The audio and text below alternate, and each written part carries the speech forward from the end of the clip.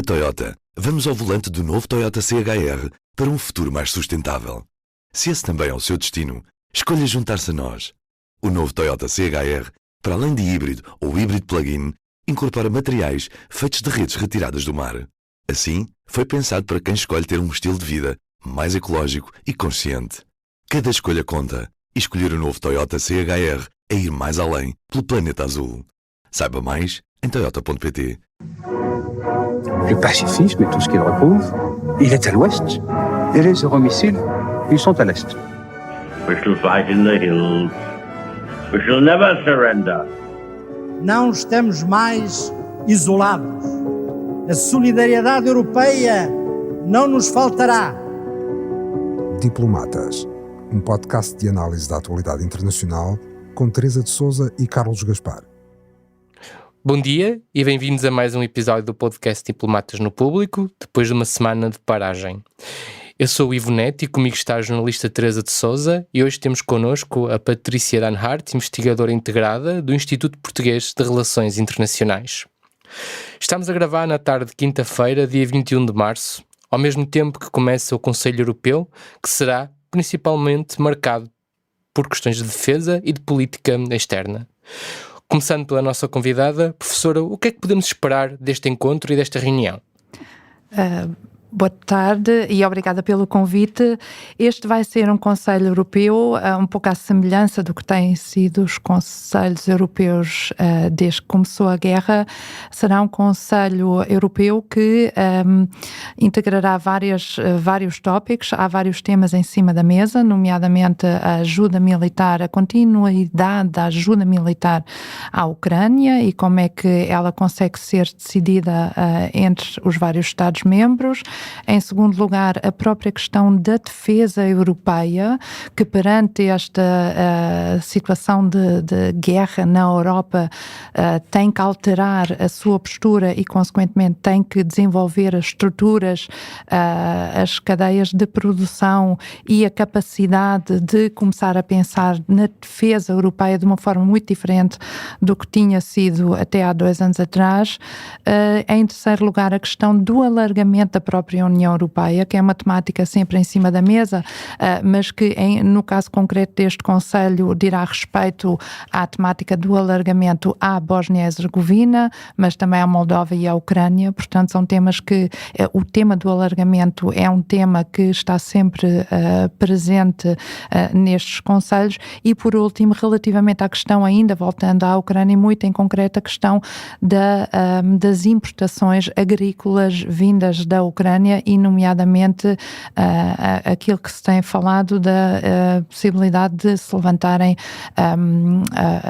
direitos alfandegários, ou seja, de vir a taxar essas mesmas importações de determinados produtos agrícolas. E, portanto, nesse sentido será um Conselho Europeu onde nós já sabemos à partida que existem divergências entre os Estados-membros, existem leituras diferentes, nomeadamente entre a Alemanha e a França, quanto à continuidade do apoio, mas também relativamente à defesa europeia, aquele tema mais abrangente, mas igualmente importante para todos nós, para a segurança e defesa da Europa, e consequentemente este tipo de reuniões servem sempre para alinhar posições, para dialogar, para se tentar chegar a um consenso possível, mas como disse no início, é sem dúvida mais um Conselho Europeu onde os temas serão de difícil abordagem e, consequentemente, 2 dias, imagine-se que será uma ou serão noites longas em Bruxelas. Teresa, o que é que poderemos esperar quando terminar esta reunião? Poderemos ter algo palpável, algo concreto deste encontro, quando estamos a poucos meses das eleições europeias até? Exato, isso por acaso até estarmos a poucos meses das eleições europeias, até de alguma maneira um problema para os governos europeus, nomeadamente naquilo que a Patrícia referiu das importações da Ucrânia, que são sobretudo agrícolas, cereais, frangos, ovos, açúcar, porque justamente assistimos hoje na Europa a grandes manifestações dos agricultores, justamente por causa das importações exteriores à União Europeia a preços mais baixos, e temos visto a maioria dos países europeus mais afetados por esta contestação, a Espanha, a França, a própria Alemanha, a cederem à pressão dos agricultores por muitas razões, certamente porque há eleições europeias proximamente. Mas em relação à cimeira propriamente dita, embora eu não tenha grandes expectativas, porque, infelizmente, porque, como disse a Patrícia, na questão fundamental do apoio à Ucrânia, há divisões que não são apenas divisões quantitativas sobre o apoio e que tipo de apoio a dar, são divisões de estratégia profundas em relação a como se deve lidar, não tanto com a Ucrânia que se apoia, mas com a Rússia, que invadiu a Ucrânia e que é a principal ameaça à segurança europeia, que eu temo que não vão ser resolvidas neste Conselho Europeu, tal como não têm sido resolvidas nos anteriores. Mas há uma coisa nova, que apesar de tudo é um sinal, que é, se nós lermos as conclusões, ou melhor, o projeto de conclusões da Cimeira, que é preparado muito antes pelos embaixadores dos países membros e pelos ministros dos negócios estrangeiros, nomeadamente, verificamos que há, apesar de tudo, uma linguagem nova. Em que sentido? Já não se repetem aquelas banalidades sobre vamos apoiar a Ucrânia, não podemos porque permitir que a Rússia ganhe, mas há uma linguagem que diz a Europa tem de se preparar do ponto de vista militar e do ponto de vista civil, é aqui a novidade, para enfrentar uma situação que é a de guerra na sua fronteira, e uma guerra cujo desfecho e cujas consequências ainda não temos claramente diante de nós e que podem representar um perigo sério à segurança da União Europeia. Há aqui uma mudança de linguagem que me parece que é um bom sinal. Não chega à mudança de linguagem, mas se há mudança de linguagem é porque há uma consciência cada vez maior, e aí até a intervenção que muita gente critica, eu não, do presidente francês sobre o que estava em causa na Ucrânia e até onde os europeus estavam dispostos a ir para derrotar Putin, teve alguma influência. Aliás, o ministro dos Negócios Estrangeiros da França mandou, pouco antes da cimeira, no dia 14 de março, a todos os seus parceiros europeus uma carta cujo título era A Guerra está de volta à Europa, chamando a atenção para esta nova realidade, para que é preciso explicar às opiniões públicas o que é que se passa efetivamente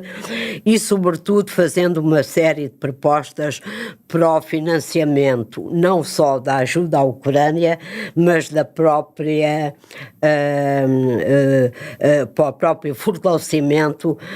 da indústria de defesa europeia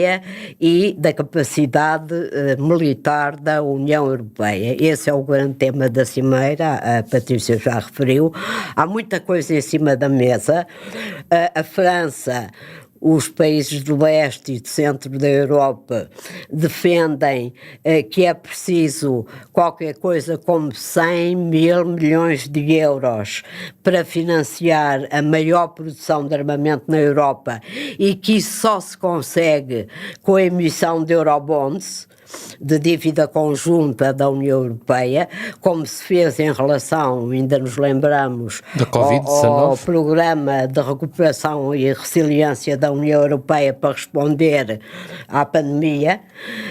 A Alemanha não quer ouvir falar nisso, a Holanda também não, como também antes não queriam ouvir e depois acabaram por ceder.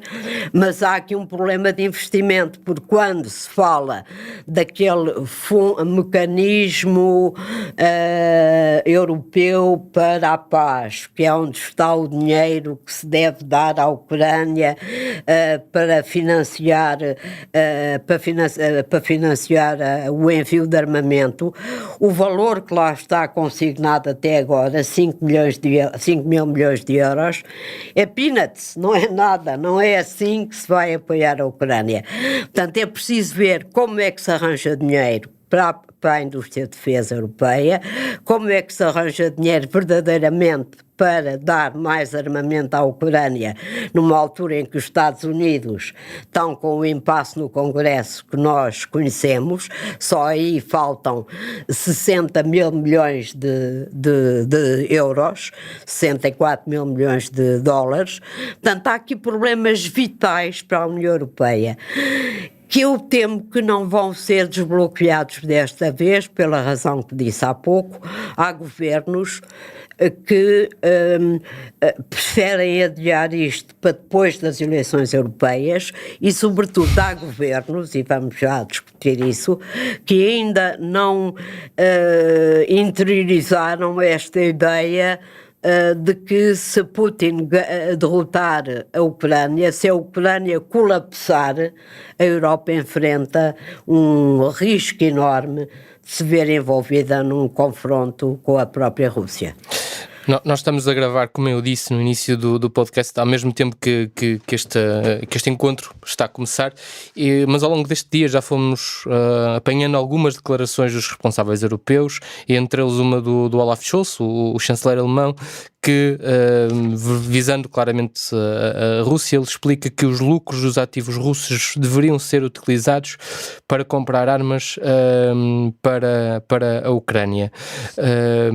Patrícia, isto é possível fazer? Isto é viável? E que consequência é que isto pode ter, de facto, na frente de batalha? É uma forma de se olhar para o que é que se pode fazer com esses ativos russos. Tecnicamente não consigo responder como é que isso se pode fazer, mas na realidade só o facto de estar a ser discutido e de estar a ser discutido, nomeadamente a hipótese de se utilizar os juros desses mesmos ativos para o financiamento do esforço de guerra da Ucrânia, é claramente um sinal de que isto está a ser discutido e a partir daí, se conseguir viabilizar, julgo que todo o dinheiro que se conseguir reunir e para o qual haja um consenso europeu para o fazer e para apoiar a Ucrânia, que está neste momento numa situação de guerra muito difícil, ela precisa de mais armamento, ela precisa de munições. Claramente aqui também a promessa europeia de este ano, aliás no ano passado, enviar 1 milhão de munições não chegou a ser concretizada falhou exatamente, e portanto o esforço de guerra e de produção com o qual os países europeus se comprometeram no ano passado não conseguiu ser alcançado. Porquê? Porque de facto, como a Teresa acabou de dizer, a defesa europeia, ou a capacidade de defesa europeia está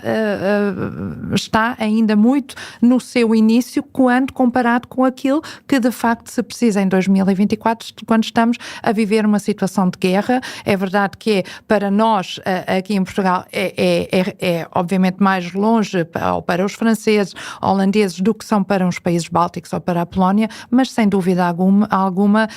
parece-me que é absolutamente ilusório pensar-se que a guerra da Ucrânia não afeta da mesma maneira quem está na Irlanda, como quem está em Portugal, como quem está na Itália ou como quem está na Moldova. Porque se a Ucrânia for derrotada nesta guerra, a segurança e a defesa da Europa toda, no seu todo, está comprometida, e eu até diria mais, também a segurança dos próprios Estados Unidos estão comprometidos, e aqui, claro, entra a NATO, mas a verdade é que os países europeus precisam do seu aliado norte-americano, sem dúvida, sem o apoio e sem o guarda-chuva convencional militar e nuclear dos Estados Unidos, a Europa estaria numa posição muito mais enfraquecida, mas ao mesmo tempo diria, a outro nível é certo, mas diria também que os Estados Unidos necessitam dos seus aliados europeus, porque a NATO é a aliança mais importante e mais bem sucedida desde o final da Segunda Guerra Mundial. O que eu quero dizer com isto é que isto está tudo interligado e, como a Teresa dizia há pouco e bem, o que me parece absolutamente relevante e muito importante ao nível destes encontros, destas reuniões, é a importância de os políticos conseguirem garantir ou conseguirem trabalhar no sentido de levar as opiniões públicas democráticas e ter esse apoio. Esse é absolutamente fundamental. Eu julgo que ainda vamos falar um pouco da Alemanha e do debate interno alemão, mas eu acho que em todos os países europeus o que está imensamente em causa é que todos os chefes de Estado, chefes de governo, sentem uma pressão enorme, simultânea, que é, por um lado, a nível da sua política externa, dos seus parceiros europeus, norte-americanos, aos quais têm que responder, em termos dessas pressões, ao mesmo tempo que todos esses chefes de Estado e de Governo sentem a pressão a nível interno das suas opiniões públicas. E, portanto, conseguir conciliar essas expectativas é muito difícil, daí ser tão importante conseguir-se fazer uma comunicação política no sentido de uma forma pragmática e racional, explicar que os 30 anos de dividendo de paz que nós tivemos desde o fim da Guerra Fria, desde a queda do Muro de Berlim, desde o fim da União Soviética, esses 30 anos de paz chegaram ao fim, acabaram e acabaram para todos nós. E, portanto, a sorte que tivemos, na realidade, nos últimos 30 anos, de podermos concentrar os nossos esforços, os nossos orçamentos de Estado e o desenvolvimento nas questões de saúde, da educação, das nossas infraestruturas, etc., essa situação alterou-se um pouco, porque temos que acrescentar a esta equação, de facto, um novo dado que sempre esteve lá, mas que foi, na realidade, muito diminuído depois do fim da Guerra Fria, que é o investimento nas despesas militares. As opiniões públicas democráticas querem isto, a grande maioria possivelmente não quererá, mas aquela maioria ou aquelas pessoas que analisam a situação e veem que nós estamos numa situação de regresso de guerra à Europa, vemos que não é uma questão tanto de preferência, é uma questão de necessidade e de pouca alternativa. E, portanto, nesse sentido, as indústrias de defesa têm que desenvolver-se, tem que haver um aumento dos orçamentos de defesa, tem que haver à medida do possível, um aproximar do desenvolvimento dessas indústrias de defesa europeia para que se consiga evitar duplicações, para que se consiga aumentar a interoperabilidade entre sistemas de armamento, para que se consiga levar ao procurement, à compra de sistemas de armamento de uma forma conjunta, exatamente para se poupar tempo, para se acelerar o processo e, em última instância, também tudo, no final, todas estas considerações, ter-se em conta que também é muito importante mostrar um sinal de unidade e de consenso à medida do possível para que, neste caso, aquele líder que ameaça a Europa, para que o presidente Putin veja que 2 anos depois, ou mais de 2 anos depois do início da guerra, haja uma unidade ou uma concordância entre os europeus, mesmo que haja estratégias algo divergentes ainda, mas que haja uma concordância relativamente à análise da situação de facto que vivemos agora, hoje, em março de 2024, e que é de facto um contexto estratégico muito diferente, é um contexto que tornou a Europa vulnerável e nós temos que responder a essa vulnerabilidade. Eu julgo que nós temos os instrumentos, muitas vezes é uma questão de falta de vontade política e termino com este ponto, de facto a comunicação às nossas opiniões públicas é muito, muito importante. Portanto, não se trata de sobrepor os investimentos da defesa a outras dimensões igualmente importantes, educação, saúde, transportes e económica, etc., mas trata sim de elevar esse pilar da defesa que conseguiu estar, que foi reduzido nas últimas 3 décadas, mas que agora tem que ser recuperado rapidamente.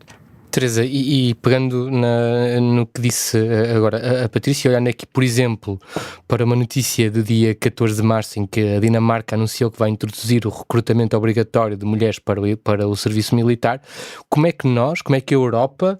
consegue convencer a opinião pública de que de facto a guerra está de regresso ao seu território?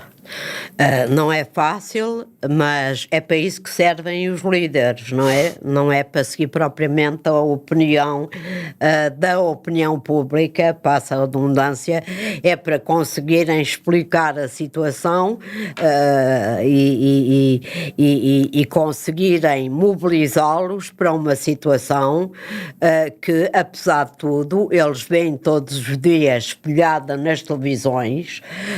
veem os comentários nas televisões sobre aquilo que se passa na Ucrânia, veem aquilo que se passa na Rússia, podem ouvir os discursos de Putin, de Vladimir Putin, absolutamente ameaçadores da segurança europeia e, apesar de tudo,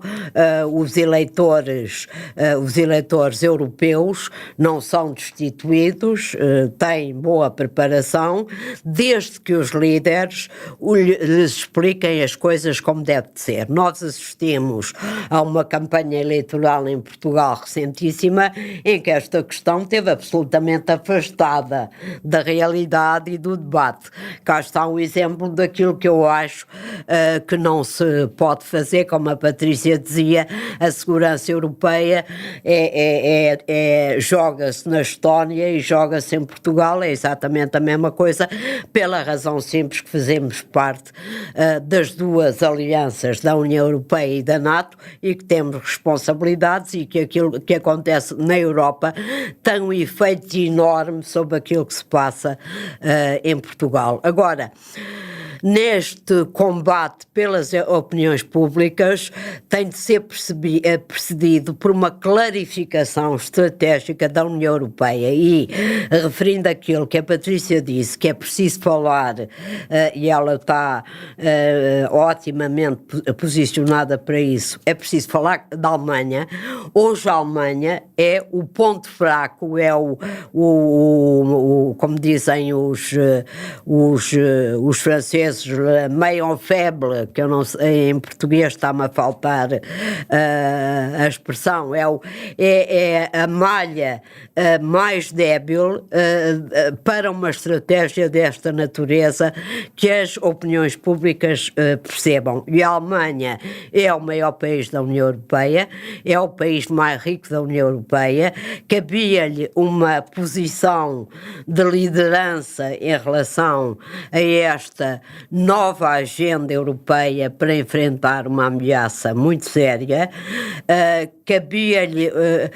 um entendimento, devia haver nesta altura mais do que nenhuma outra, um entendimento entre a França e a Alemanha sobre essa estratégia. Não há, nunca estiveram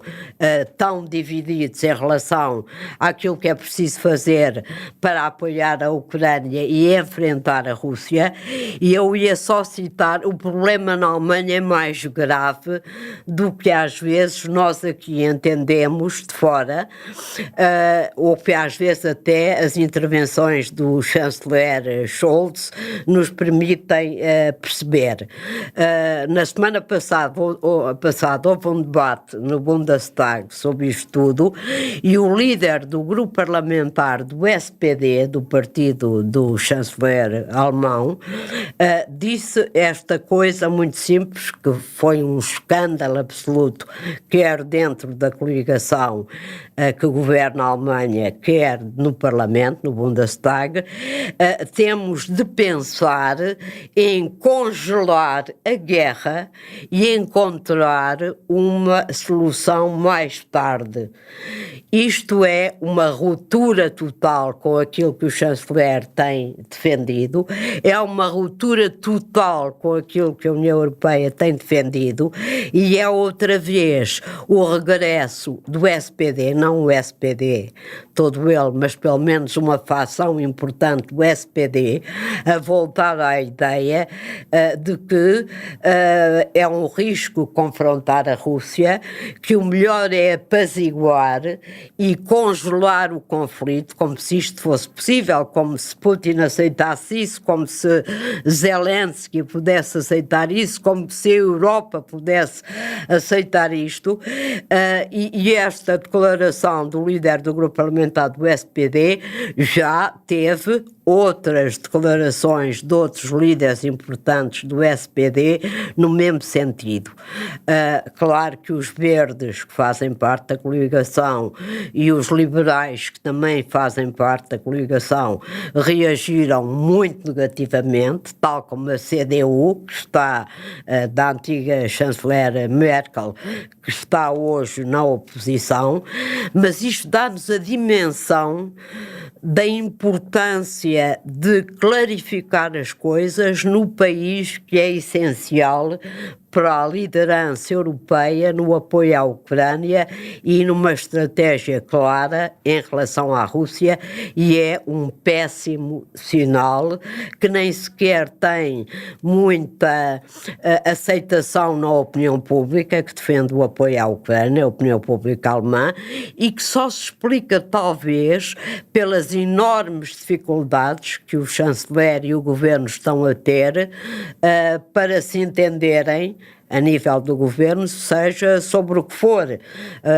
O governo alemão é verdade que enfrenta uma situação interna difícil, estagnação económica, greves, salários a perder o poder de compra, problemas nas exportações, a indústria automóvel, que é, digamos, a imagem de marca da Alemanha, com dificuldade em transitar para os veículos elétricos. Há aqui um conjunto de problemas, mas não há uma direção política forte porque a coligação não se entende, e isto é um perigo enorme para a Alemanha, para a Europa e para o esforço de guerra de apoio à Ucrânia. Mas a Patrícia terá mais indicadores sobre esta crise interna alemã que é tão preocupante. De facto, há uma forte divergência no seio da coligação, em primeiro lugar, entre o SPD, por um lado, e os verdes e os liberais, por outro. Mas diria que há dentro do SPD, talvez a maior divergência é dentro do próprio SPD. E, na realidade, aquilo que tem sido debatido nos últimos meses é o tal envio dos mísseis de cruzeiro Taurus, mísseis que têm um alcance de cerca de 500 km e que, devido a essa capacidade de alcance de atingir território russo, tem sido um dos argumentos que o chanceler Scholz tem avançado para não autorizar esse envio desses mísseis em apoio à Ucrânia. O outro argumento é também que isso implicaria que se teria que enviar soldados da Bundeswehr, soldados alemães, para o território ucraniano, o que sinalizaria um escalar do conflito, na medida em que sinalizaria que a Alemanha estaria a envolver-se mais diretamente na guerra, e consequentemente têm sido esses os argumentos do chanceler Scholz, e que têm sido criticados pela ministra dos Negócios Estrangeiros, Annalena Baerbock, por exemplo, como também têm sido criticados muito pelos liberais, nomeadamente pelo presidente da Comissão de Defesa, Marie-Agnes Strack-Zimmermann, também muito crítica do chanceler. Mas quando eu falava da divisão interna do SPD, é que parece-me que relativamente relativamente à posição do chanceler Olaf Scholz, no fundo ele tem duas posições. Era um pouco isso que eu falava há pouco, quando há dois públicos a quem os políticos, a quem os estadistas têm que responder também, por um lado o internacional e por outro lado o doméstico. Falando do primeiro, o internacional, na realidade também se deve reconhecer, a meu ver, que a Alemanha, se pensarmos de onde é que a Alemanha veio, fevereiro de 2022, até então, até o famoso discurso do chanceler Scholz, 3 dias depois do início da guerra, nomeadamente o discurso que foi conhecido como a Zeitenwende, a viragem histórica, a viragem de uma era, onde Scholz anunciou várias medidas, entre as quais a constituição de um fundo de 100 mil milhões de euros para a modernização das forças armadas alemãs, onde anunciou que a Alemanha iria atingir os 2% do PIB para a defesa, com o qual a Alemanha e outros Estados-membros da NATO se tinham comprometido já em 2014, onde ele anunciou a mudança da política de importações energética, nomeadamente a redução da dependência energética de gás natural e de petróleo da Rússia, coisa que a Alemanha conseguiu no ano passado. Em 2023 deixou de depender energeticamente da Rússia. E quando ele anunciou também consequentemente, e com isto o fim da relação com a Rússia no que se refere ao relacionamento político e à tradicional Ostpolitik, inaugurada na década de 1960 pelo então chanceler do SPD Willy Brandt, e nomeadamente assente na ideia que depois todos os chanceleres adotaram de que seria possível, através do comércio, das relações comerciais, levar a uma alteração política interna, neste caso dos países, na altura da Europa de Leste, mas neste caso, depois do fim da Guerra Fria, uma alteração na Rússia. Isto também chegou a um fim, pelo menos no discurso e também no que vemos até agora. Ainda hoje o chanceler Scholz disse, ou ontem aliás, disse a Rússia é ameaça e consequentemente as ações do presidente Putin levam a que a Alemanha siga no apoio à Ucrânia pelo tempo que for necessário. E portanto, olhando para estes 2 anos de uma verdadeira mudança na política externa, também na política energética e política de segurança e defesa da Alemanha, eu julgo que devemos reconhecer que as mudanças estão a acontecer. Estão a acontecer a bom ritmo? Diria que não. É muito pouco, é muito lento, tem sido sujeito a críticas justificadas por parte dos aliados na medida em que a Alemanha debate internamente e de facto tem tido uma lentidão, por exemplo, como vimos no ano passado relativamente ao envio dos tanques Leopardo, que o chanceler Scholz não queria enviar e que depois com os Estados Unidos, quando o presidente Biden decide o envio dos tanques Abrams, o chanceler Scholz aceita enviar os tanques Leopard. Pensava-se que relativamente a estes mísseis a situação poderia ser talvez algo semelhante, mas neste momento o chanceler Scholz mantém um não relativamente ao envio destes mísseis Taurus, e esse não ele explica, e aqui chego ao público interno, onde o chanceler Scholz parece ter um discurso bastante diferente, e foi aliás à frente de um público de estudantes que ele disse: eu sou o chanceler e eu decido que não vai haver um envio dos Tauros, e foi isto que, e é a este nível que está o debate, e de facto aquilo que a Teresa referiu, o líder da bancada parlamentar do SPD, Rolf Mützenich, na semana passada falou mesmo na hipótese de um congelamento da guerra e, consequentemente, isto implicaria, neste momento de situação tão difícil na Ucrânia, uma derrota, se não uma capitulação da Ucrânia, e que é algo que não é para isso que o Ocidente tem estado a apoiar a Ucrânia nestes últimos 2 anos. É uma situação que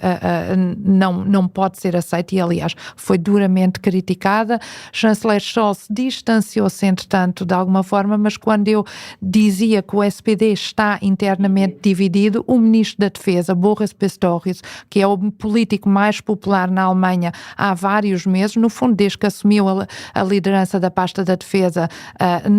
há um ano atrás. Ele distanciou-se logo e disse que foi uma expressão infeliz, que ele assim não teria utilizado e, consequentemente, pegando agora no ponto e para terminar no ponto que a Teresa referiu, qual é o papel da Alemanha na defesa europeia? De fundo, na realidade, é esta a grande questão. Nós observamos o debate interno na Alemanha, mas no final do dia, como se diz, qual é o papel da Alemanha no futuro quadro de defesa europeu, qual é o relacionamento da Alemanha com a França, qual é o relacionamento com a Polónia. E aí, de facto, diria que, como se diz, o júri ainda está por decidir. Por um lado, sim, a Alemanha avança. Na Conferência de Segurança de Munique, no mês passado, o chanceler Scholz disse que exortou os líderes europeus a fazerem mais para apoiarem a Ucrânia. Na realidade, em termos de números absolutos, a Alemanha é o segundo Estado que mais apoia o esforço de guerra da Ucrânia, logo a seguir aos Estados Unidos, e portanto há aqui esta quase dualidade, mas na realidade a Alemanha ainda não chegou ao ponto de querer assumir esta liderança de que tanto se fala já há tanto tempo, mas que agora na guerra da Ucrânia ou nesta situação muito difícil para a Europa se justificaria talvez ainda mais. E por último, e só para mesmo fazer um último ponto, o papel dos Estados Unidos aqui é muito relevante, porque na realidade a Alemanha tem muito seguido aquilo que fazem e dizem os Estados Unidos.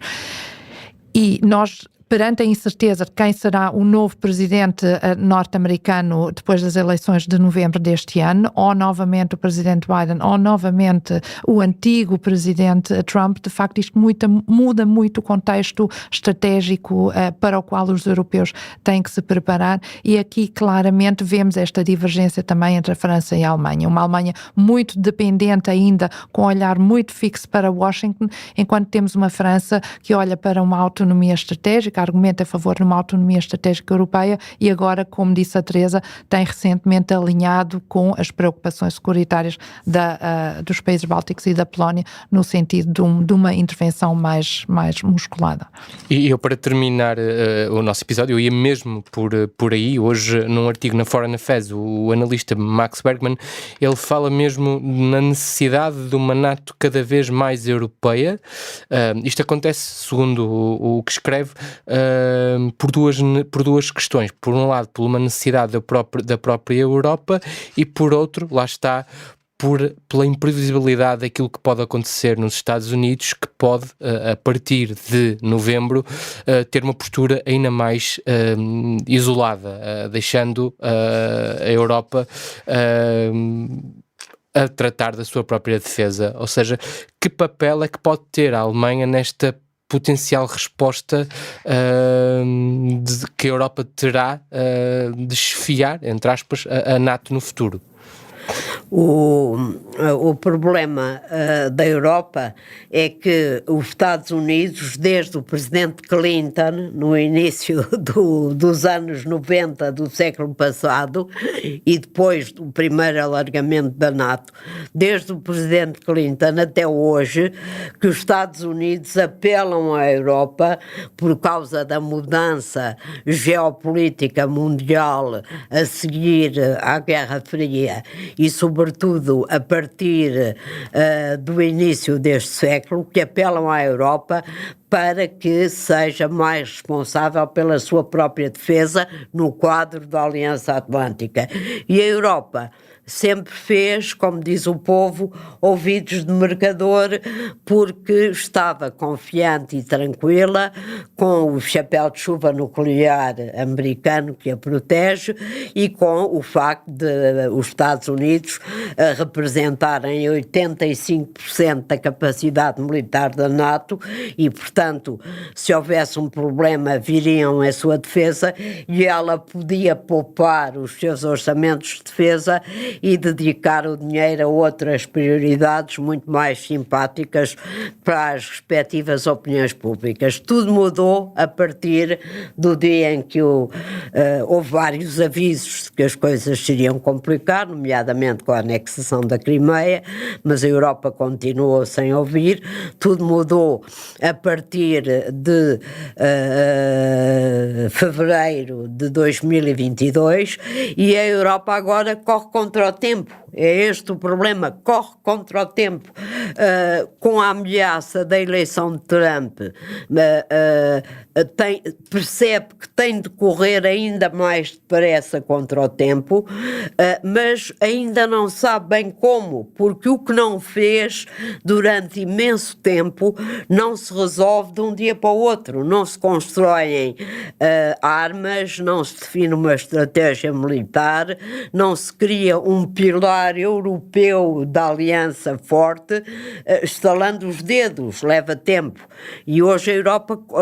corre, evidentemente, contra o tempo, mas já percebeu, finalmente, não tanto por autorreflexão, mas porque apanhou um susto com Trump no primeiro mandato dele e porque teme enfrentar um segundo mandato, que esse tempo acabou e agora tem de encontrar uma maneira de fazer aquilo que não fez durante décadas. A Alemanha tem um papel fundamental porque a Alemanha é uma grande potência. É, como diz o chanceler Scholz, para mostrar que nem tudo corre mal, agora é a terceira economia do mundo, já passou o Japão. E ele costuma utilizar esse argumento para dizer que nem tudo corre mal na Alemanha, e de facto nem tudo corre mal. Numa União Europeia a 27, com um número enorme de pequenos países, sem o Reino Unido, que era a maior potência militar da Europa, da União Europeia, antes de sair, embora continue a ser da NATO naturalmente, a Alemanha tem aqui um papel necessariamente muito importante na produção de armamento, na reorganização da cooperação militar e da indústria de defesa na Europa, e é esse papel que se espera dela pelo seu poder económico, mas que também trava num problema que a Europa tem, que a Alemanha tem e que a União Europeia vai ter de resolver, embora não se veja ainda como, que é a contradição entre a despesa enorme que é investir na indústria de defesa e o PEC. Quando eu digo PEC, é aquela regra da zona euro, segundo a qual nenhum orçamento de nenhum país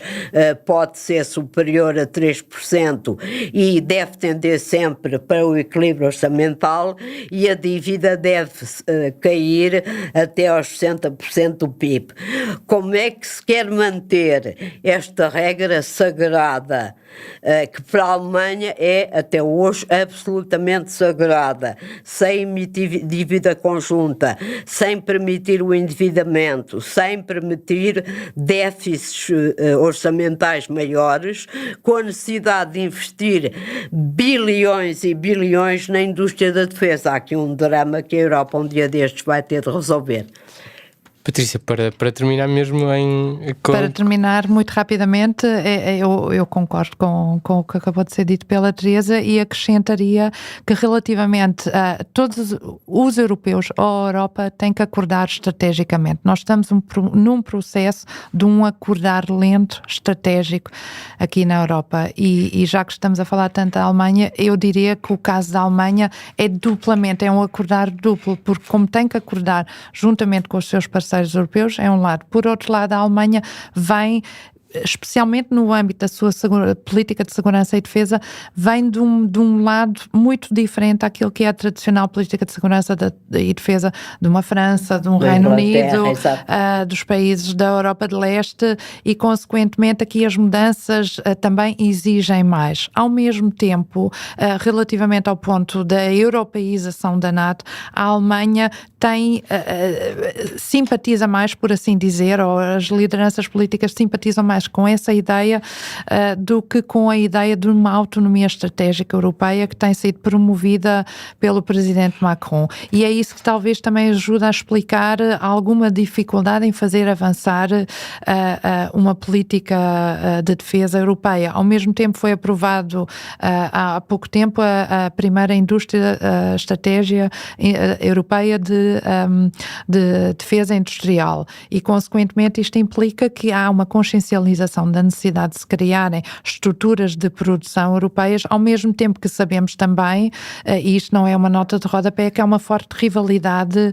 industrial no setor da defesa entre aquilo que é a consolidada indústria de defesa norte-americana, que tem sido ela que tem vendida aos parceiros europeus, e depois aquilo que terá que ser uma nova, ou que terão que ser as bases de uma indústria de defesa europeia. Portanto, os desafios são enormes, mas é muito importante falar-se sobre eles, debatê-los também, e especialmente, e terminaria com isto, nós precisamos eleger líderes que tenham a coragem de os levar a cabo e de implementar essas mudanças, porque senão o nosso futuro, em termos daquilo que são as ameaças com que a Europa se depara, e aquela que nós discutimos aqui hoje é bem próxima, podem se tornar uma realidade. Nós vamos certamente falar muito de eleições nas próximas semanas, até porque vamos ser chamados a decidir os líderes europeus numas eleições muito em breve. Queria agradecer às duas e agradecer a quem nos ouviu. Regressamos na próxima semana. Até para a semana. O podcast Diplomatas é uma parceria Público-IPRI, Instituto Português de Relações Internacionais.